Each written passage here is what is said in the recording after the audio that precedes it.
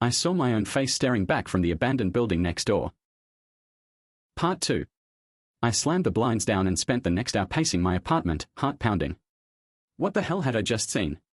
Someone who looked exactly like me standing in that abandoned building. It had to be some sort of trick of the light. But the face, the expression, everything was too precise.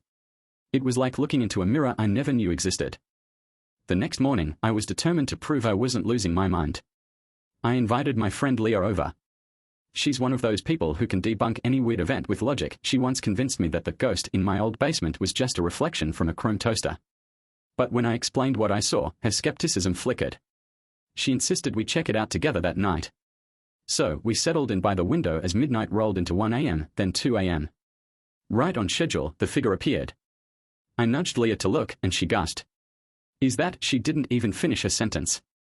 The figure raised a hand and waved slowly, just as Leah waved back. Then, in perfect synchronization, it pressed its face against the glass.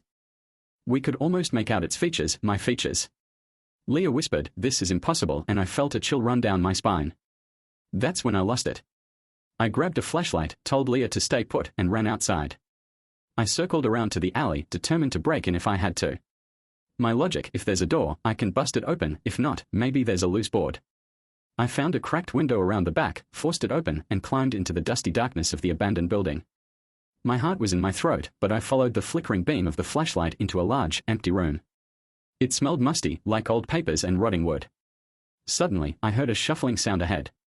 I turned the corner and there, standing directly in my flashlight beam, was me, an identical copy, same face, same clothes I was wearing right now, staring back at me with hollow eyes.